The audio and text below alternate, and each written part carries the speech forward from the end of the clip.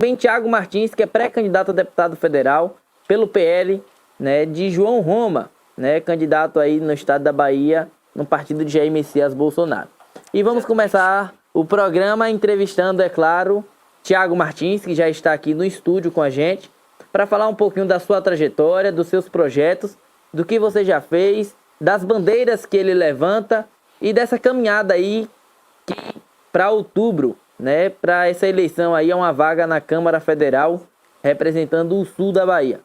Bom dia, Thiago, seja bem-vindo ao TVI News, fique à vontade e vamos debater um pouquinho aqui dos seus projetos e tudo que você tem a apresentar para a sociedade. Bom dia, bancada, bom dia à nossa audiência de vocês, obrigado pela oportunidade, sei que estou muito grato de estar aqui. É isso aí, Thiago, fala um pouquinho da sua história primeiramente, para de início os nossos telespectadores entenderem e saberem um pouco da sua história de vida. Pronto. Bom, o Brasil vive um novo momento em relação à política. Eu não venho de família de políticos, eu não tenho padrinhos ou apadrinhamentos políticos. A fase que o Brasil está vivendo se fez necessário que novas lideranças nascessem.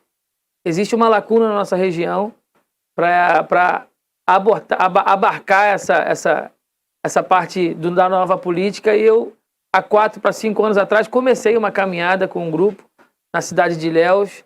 Nosso trabalho se iniciou fazendo denúncias, fazendo fiscalização de recursos públicos e muito se deu durante a pandemia.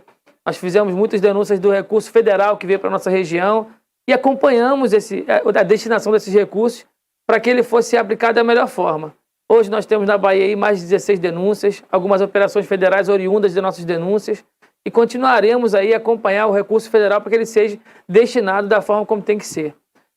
Como eu falei, não venho de grupo de políticos, o nosso grupo ele é um grupo novo, vocês não vão ver esses nomes dessas políticas, esses nomes de grupos antigos, nomes antigos de políticos antigos, porque nós queremos oferecer para a nossa região Cacaueira, Sul, Extremo Sul, é uma política nova, uma política moderna, uma política que acompanha o que está acontecendo no Brasil, uma política... Eu sei que o Brasil hoje está dividido na ideologia, mas nós aqui temos trabalhado, além da nossa ideologia que ela é estabelecida, nós estamos trabalhando uma política de resultados. Resultado é a obra que chegou no Nordeste, a 415 está sendo duplicada, e tantas outras obras que o governo federal tem oportunizado a nossa região, como a FIOL, o Porto Sul, enfim, é muito claro ver que a política de resultados do governo federal ela tem sido ativa e tem trago para a nossa região resultados, e é o que a gente trabalha hoje, por uma política de resultados. Thiago, como surgiu sua pré-candidatura a deputado federal? Desde o início já existia essa pretensão ou ela aconteceu de forma inusitada? Porque você não foi candidato antes nas eleições municipais, você foi candidato nas eleições municipais? Eu tentei ser pré-candidato a prefeito de Ilhéus. Como eu falei, como eu não tinha grupo político, não tinha esse grupo político, não tinha a famosa articulação política, a gente aprendeu na marra como que funcionava a coisa, né? Não consegui ser candidato, pegamos alguns partidos, fizemos um trabalho de 1 ano e meio de pré-campanha, como eu falei, fazendo denúncias, acompanhamento, conseguimos muitas coisas para a cidade de Ilhéus, porém, a eleição é um caso à parte. A eleição lá tem os presidentes de partidos, tem a articulação deles, e como naquele momento eu não tinha essa articulação, não conhecia, a gente ficou de fora. Mas graças a Deus deixamos um legado de 2019 que nos oportunizou estar aqui hoje. Foi um crescimento natural que a cidade de Ilhéus me oportunizou. Bom, como que surgiu esse projeto da Câmara Federal, né? O governo federal, ele tem claramente, o presidente das reuniões, ele tem dito a necessidade dele ampliar a base no Congresso. O presidente, ele avançou muito no que ele pôde, mas existe de fato a deficiência do forte apoio no Congresso Nacional, e é isso que o governo federal tem buscado nesse momento.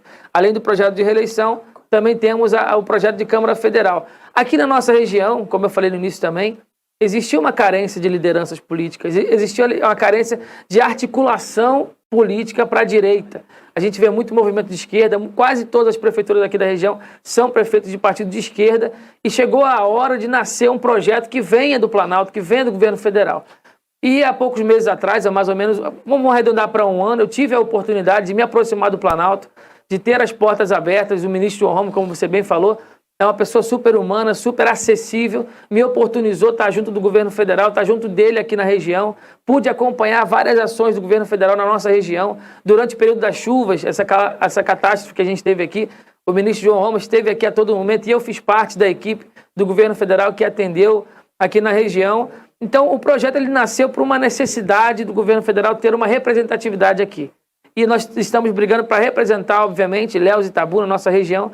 Tem várias necessidades que precisam ser, de fato, colocadas à mesa e buscar, junto ao governo federal, recurso, projeto para que a gente possa desenvolver ainda mais a nossa região. Então, o meu projeto a deputado federal ele nasceu assim, oriundo da necessidade do governo federal de representatividade e da nossa região de ter um representante. Na última eleição, Ilhéus e Itabuna, apenas essas duas cidades, deram quase 70 mil votos para candidatos de fora e nós não temos um representante. E é em cima disso que a gente vai mudar, vai trabalhar para mudar.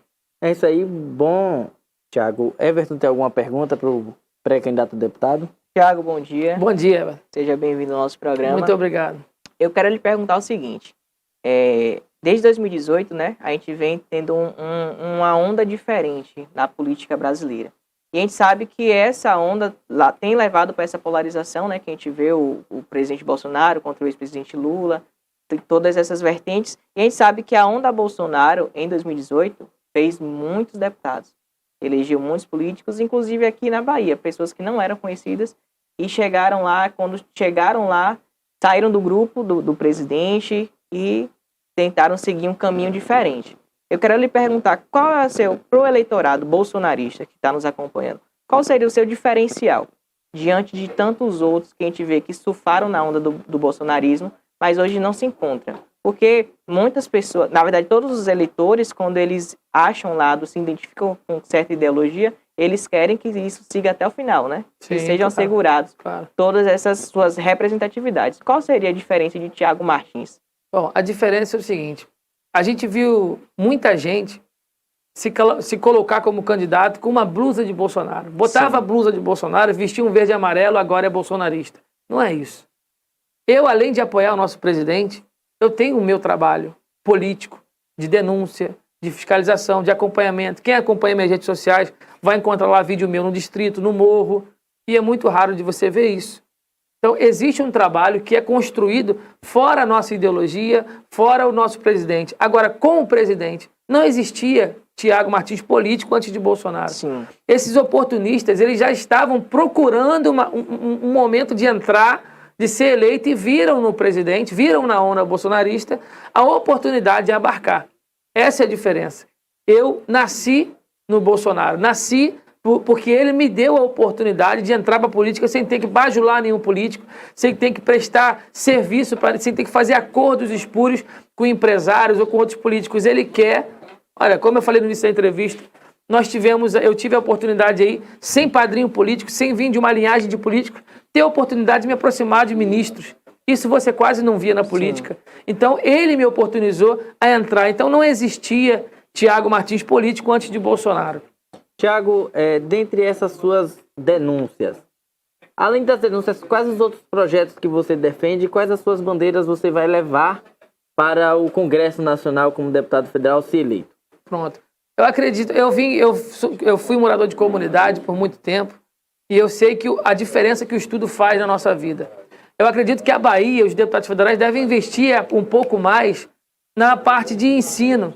Nós temos instituições de formação técnica que possam formar a juventude. E eu quero trabalhar muito com as minhas emendas parlamentares, investindo nesses institutos de formação. Trazer para a nossa região institutos que possam ofertar para a juventude curso de formação técnica, para que eles possam ter uma profissão. A nossa região aqui, a gente vai ganhar agora a FIOL, o Porto Sul vai sair, nós vamos ter muitas empresas, indústrias offshore que vão precisar de mão de obra qualificada. E o que eu vejo hoje na Bahia é o povo baiano deixar a sua família, deixar a sua cidade para ir para outro estado procurar emprego, sendo que nós temos tudo aqui. E essas empresas, elas vão vir para cá e precisar de mão de obra qualificada. Se nós não entregarmos os nossos jovens qualificados para eles, com certeza nós vamos receber pessoas de fora, de outros estados, para ocupar esse trabalho. E não é isso que eu quero. Eu quero poder trabalhar e ajudar as pessoas a organizar esse setor de economia e emprego aqui na nossa região. Thiago, quais os principais e mais difíceis desafios que você vê para as eleições de 2022? Olha, a dificuldade é como ele falou, a polarização é muito grande. Eu acho que chegou o momento, nós temos aí a política de resultados. O presidente ele entregou 4.500 obras nesse mandato, 1.500 só no último ano. Isso é resultado.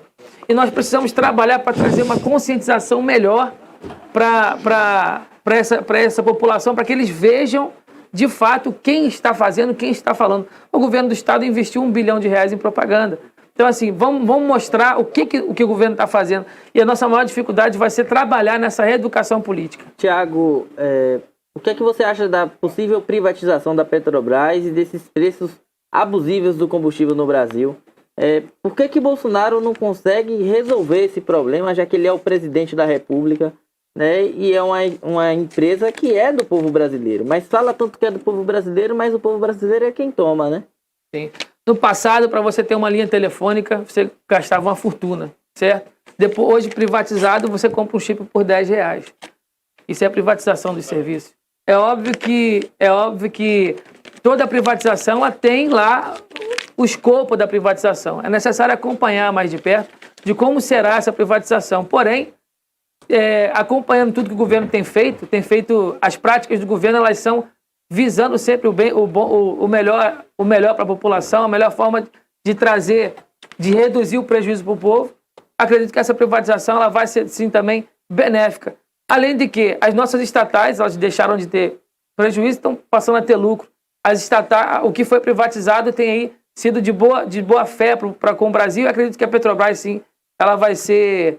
Isso já vem sendo discutido há muito tempo, não é novidade nenhuma, essa intenção de privatizar a Petrobras por diversos motivos. Ela nunca foi privatizada, por quê? Porque os políticos usavam a Petrobras como cabide de emprego, e isso vai acabar. Você tocou num ponto importante há pouco, falando sobre a polarização. A gente vê realmente o cenário nacional muito polarizado, só que aqui na Bahia, talvez não tenha tanta influência essa polarização Lula-Bolsonaro, porque a gente vê que a disputa hoje, diante de todas as pesquisas que saíram, é outra, né? No âmbito estadual. Mas a gente sabe que para a Câmara, tanto estadual como a Câmara Federal, abre-se espaço para o voto bolsonarista ter um peso muito grande. Tanto até mesmo no Senado, a chance também da senadora, a pré-candidata a Senado, a Raíssa, né? Doutora Raíssa, do partido do PL, ela ascender daqui para outubro. Mas agora eu quero perguntar para você o seguinte: diante dessa situação, quais são as suas principais estratégias para tentar chegar, para conquistar o voto bolsonarista? Porque a gente sabe que dentro do campo de direita aqui na Bahia tem surgido muitos candidatos que vão tentar buscar isso, porque embora haja polarização estadual em outro nível, a nacional vai influenciar bastante. Então, qual é a sua principal estratégia? Qual o seu diferencial? Você já traz essa questão dos seus vídeos de denúncia que você fazia antes, mas a gente sabe que é um campo complicado. É um campo complicado e não tem nada definido até então, né? Então, os eleitores bolsonaristas, o que eles podem esperar de Thiago Martins? Trabalho, acessibilidade, atenção. Como eu falei, a diferença dos candidatos que vão aparecer é uma. Eles vão aparecer. Eu estou aí há 4 anos trabalhando, Sim. sendo suporte. O ministro João Roma mesmo gravou um vídeo dentro do Ministério agradecendo o serviço voluntário que eu prestei aqui na região ao governo federal. Eles identificam o meu projeto. E o meu projeto, ele não é só Thiago Martins. Existe um grupo de voluntários que estão comigo, de pessoas que se doam, que trabalham, porque gostam do meu trabalho, gostam do trabalho do governo federal. E isso tem mostrado a diferença. Chegar no momento da eleição, as pessoas vão começar a pesquisar pelos candidatos e vão ver, pô, esse cara é bolsonarista, beleza, qual é o trabalho dele? Ele é Bolsonaro com camisa de Bolsonaro. Não. E esse aqui? Não, esse aqui tem 4, 5 anos de acompanhamento, de trabalho, de denúncia. Então, o nosso diferencial é esse. Nós temos trabalho pela região, nós temos aí 4, 5 anos de que, além do bolsonarista, e que fique muito bem claro isso, Bolsonaro é a nossa referência, mas a necessidade ela está aqui. Ninguém vai vir aqui resolver o problema que é nosso. A gente que mora aqui, nós temos que cuidar do que é nosso, resolver os nossos problemas. O Bolsonaro é uma ferramenta para que a gente consiga alcançar o resultado aqui na região. Então, eu não estou usando o nome do presidente, eu sou apoiador do presidente e ele ele deu a oportunidade no direcionamento. Agora, o trabalho ele é realizado aqui por nós. Tiago, vamos falar um pouquinho de educação e segurança pública, mas no âmbito nacional. O que falar dos escândalos que aconteceram recentemente no Ministério da Educação? As barras de ouro. O que falar da segurança pública? Você é a favor de mais livros, mais armas ou o conjunto de educação e segurança pública? Vamos lá. Sobre o escândalo, né? Precisa ser aprovado. Desde o início do governo Bolsonaro, o que nós mais recebemos foi narrativas. Acusação de tudo quanto é tipo que você puder imaginar. Estamos chegando no 4º ano e final aí e nada foi comprovado. E a gente sabe que em ano de eleição isso vai triplicar. Então cabe a quem acusa o ônus da prova. Até o momento não se foi feito nada. E o presidente tem uma postura muito excelente. No passado, os presidentes, quando seus ministros eles eram acusados, eles eram indiciados, o que o presidente fazia? Acobertava. O Bolsonaro já tem uma atitude diferente. Ele tem uma atitude diferente. O que ele faz? Ele afastou o ministro, responda. Não apadrinha ninguém.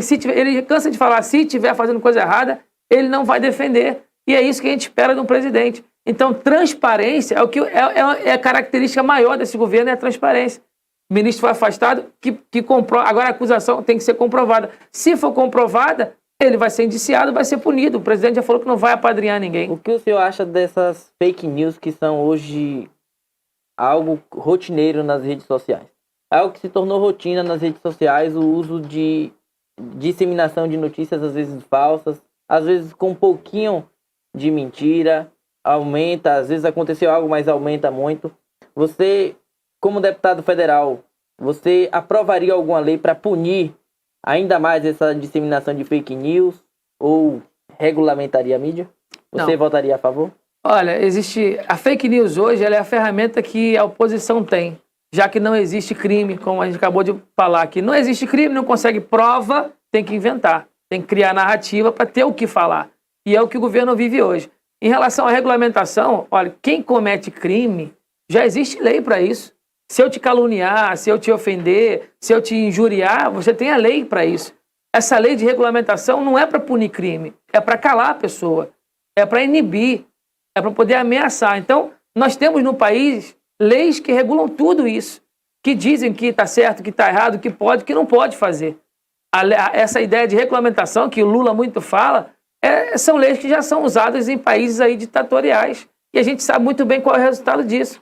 Então, se eu fosse para o Congresso para falar sobre regulamentação de mídia, não seria para calar ninguém, nenhum meio de comunicação. O presidente é o presidente da história do Brasil que mais é atacado pela mídia. Ele, em momento algum, pensou em regular a mídia, em dar limites à mídia. Muito pelo contrário. Ele fez um cercadinho lá onde ele recebia os repórteres, recebia as mídias todas, para oportunizar a ele de ser diariamente, de manhã, ser indagado pela mídia, ou seja, um cara que não tem nada a temer. E eu acredito que esse é o caminho do Brasil. Vocês têm o direito de trabalhar, de perguntar a todo momento. Não existe por que regulamentar a mídia. Se hoje, a mídia de hoje pode falar o que quiser, perguntar o que quiser, o que você quer regulamentar. Na verdade, quem quer regulamentar quer esconder. E não é o nosso trabalho. Nosso trabalho é de dar transparência, de dar liberdade de expressão, que também é uma das nossas maiores bandeiras. É isso aí. Nós entrevistamos hoje aqui Thiago Martins, pré-candidato a deputado federal pelo PL, né, o Partido Liberal do presidente Jair Bolsonaro, e do pré-candidato a governador João Roma. Thiago, faça as considerações finais. Nós vamos continuar aqui, né, com a nossa programação. Nós vamos ter agora o quadro Política na Veia, né, com Ricardo Bacelar e com Rui Machado. Mas a gente agradece desde já a sua participação aqui no TVI News, essa atenção e esse esclarecimento para a população. Mas antes disso, Ricardo, quer falar algo? Não, estou aqui só acompanhando aí a entrevista de vocês, daqui a pouco trazendo as últimas da política no Brasil, sobretudo aqui na Bahia, nossa região sul do estado, também conversando com o Raimundinho da JR, que também está aqui nos estúdios, bastante movimentado hoje aqui, e a gente sempre falando de política, que é o que interessa a você, telespectador.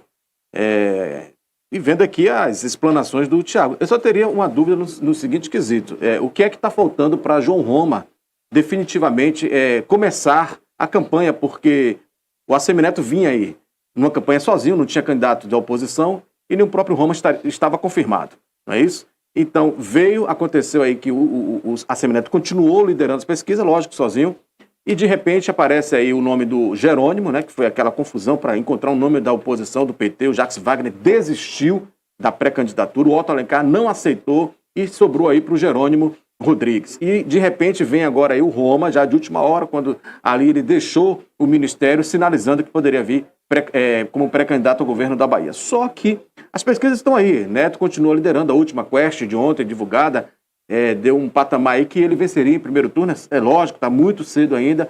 E o João Roma vem ali colado com o Jerônimo Rodrigues. Ponto. Tem 2 palanques na Bahia. O de Lula com Jerônimo e o de Bolsonaro com João Roma. Todavia, o ACM Neto, que não tem palanque algum, se esquiva de dizer que é Lula, que é Bolsonaro. Aliás, o Roma disse aqui na semana passada que é a candidatura genérica de Lula, não é?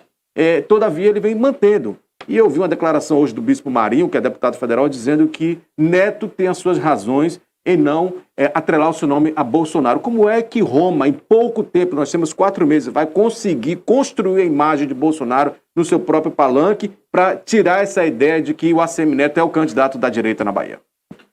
Olha, João Roma tem feito uma caminhada muito bonita e humanizada. Eu sempre falo assim, a direita ela não é pipoca, ela é semente. João tem caminhado e tem semeado muito desse trabalho do governo federal. Se tem alguém que tem o que mostrar para a população, é João. Pelo trabalho que desenvolveu com o presidente Bolsonaro. Então, você bem falou, o João tem menos de 30 dias que ele se descompatibilizou do ministério e com pouco tempo já pontua 10%, 12%. Existem governadores aí, a exemplo, o Witzel, que não pontuava 1%, o Romeu Zema pontuava 1% em Minas e ganharam as eleições. A direita ela é assim, ela é um pouco silenciosa, mas ela é explosiva. No momento que João chegou a Itabuna, agora nesse final de semana, que ele botou o pé na Praça do Jardim do Ó, ele foi ovacionado. Ele não conseguiu praticamente caminhar, as fotos estão lá, os vídeos estão lá na rede social. Então, acredito que a nossa caminhada começou agora, começou forte, com peso, e com certeza os frutos vão ser vistos muito em breve. Porque, como a gente falou bem aqui, o que a gente mais falou aqui foi o quê? Polarização. Isso vai acontecer em certo momento. A ACM Neto escolheu ficar em cima do muro, e o muro vai cair. E ele vai cair com o muro em cima, porque vai ter, de um lado, PT, do outro lado, Bolsonaro, e quem tiver de fora dessa jogada aí vai ficar de fora. É natural o crescimento de João Roma por ter o governo federal ao seu lado. Existe a história do PT na Bahia. A CM estava jogando sozinho, como você bem falou, estava jogando sozinho, mas o jogo vai começar. João tem 30 dias que está caminhando, está começando bem pra caramba, é um cara acessível, é um cara humano. Nosso presidente também vai vir à Bahia prestigiar essa caminhada e o jogo vai ser visto de outra maneira. Sem vice ainda. No momento, sim. É isso aí, mas já tem pré-candidato ao Senado. Entrevistamos hoje aqui no TVI News o pré-candidato a deputado federal Thiago Martins, pelo PL. Suas considerações finais para agora a gente seguir com a nossa programação. Primeiro, agradecer a TVI, agradecer ao Barbosa pelo convite, agradecer a bancada aí pela belíssima entrevista, a um amigo aqui a presença também. Dizer àqueles que queiram conhecer um pouco mais do meu trabalho, Thiago Martins Bahia, são as minhas redes sociais, YouTube, Twitter, todas elas, Thiago Martins Bahia. Acompanhem lá, porque eu tenho projetos para a nossa região. Nós temos uma caminhada muito árdua a ser feita. Eu preciso contar com o seu apoio, com a sua parceria nesse projeto, que é de representar a nossa região. Como eu falei, Ilhéus e Itabuna, só essas 2 cidades deram quase 70 mil votos a candidatos de fora e nós não temos um representante. Chegou a hora de mudar isso e eu estou aqui como ferramenta para você usar, para a gente poder mudar a nossa região. É isso aí, obrigado, Thiago, obrigado, Rui. Já aqui no quadro Política na Veia com Rui Machado. É isso aí, entrevistamos o pré-candidato a deputado federal, Thiago Martins, e vamos agora direto para Salvador, capital do nosso estado, com Rafael Gandini, ao vivo com as últimas informações, notícias da nossa capital.